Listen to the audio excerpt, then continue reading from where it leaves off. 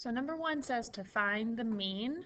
We're going to essentially add up all these numbers here and then divide them by however many numbers there are.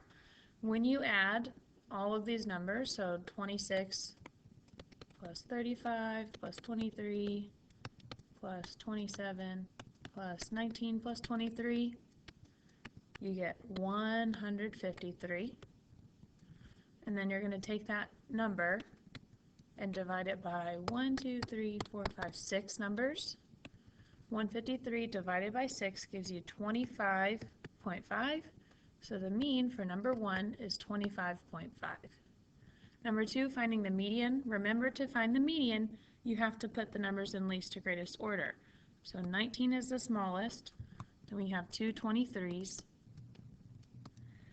Then we have a 26, a 27, and a 35. Remember, you're trying to find the middle number, so take one off the left, one off the right. You're left with 23 and 26.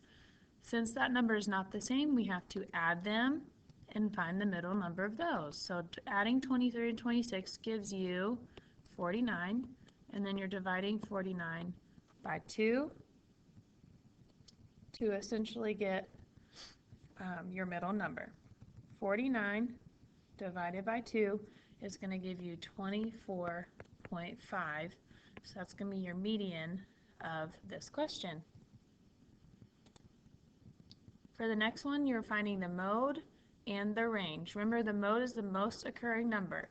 I can already tell that I see two 4s right here, and that's representing 74. So the mode will be 74. The range, remember, is just maximum minus minimum. So the maximum is 86. The minimum is 10. So 86 minus 10 is 76.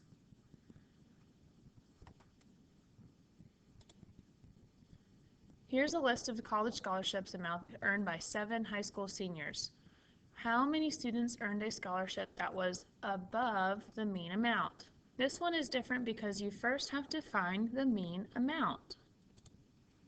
After adding up all these values, you should get 8,400.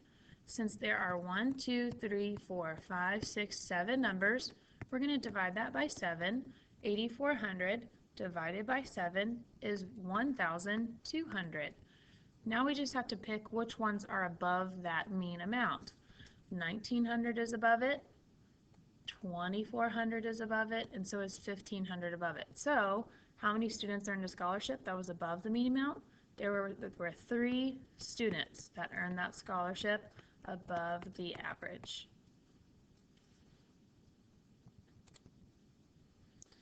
Number 6 just asks you to find the median of the first set of data and then suppose what happens if the number 25 is replaced by 40. The first thing that you want to do is put your numbers in least to greatest order because we're talking about the median. Right now, if we just use these numbers, the median would be 30. But this wants to know if the number 25 is replaced by 40.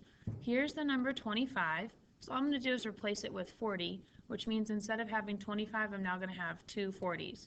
So just rewriting the data, 10, 15, 30, 35, 37, 40, and a 40. Again, finding the median. Notice that the new median is 35. So it went from 30 to 35. So that means A, the median, increases. Using this data to answer the question, the original test scores were 85, 78, and 80. What would happen to the mean if the score of 95 is added to these scores? This really should be a very simple question because it's technically asking you what would happen if you got these scores and then you got a 95 on a quiz.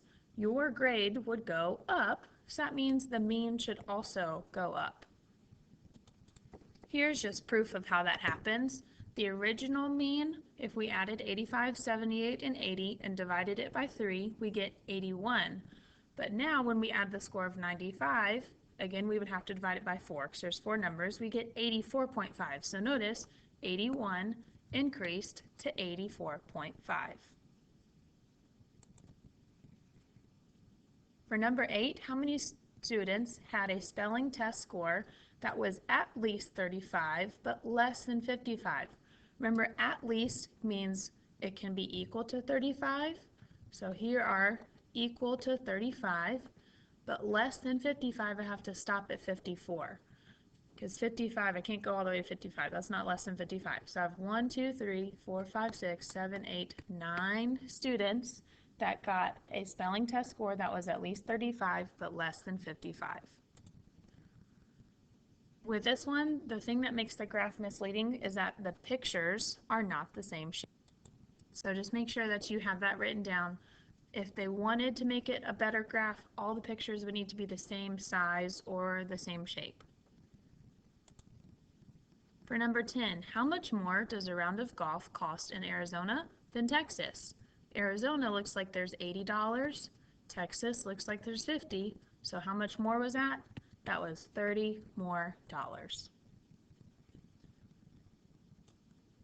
For 11, how many guests went sledding at least one time? Remember, at least one would mean equal to 1 and bigger.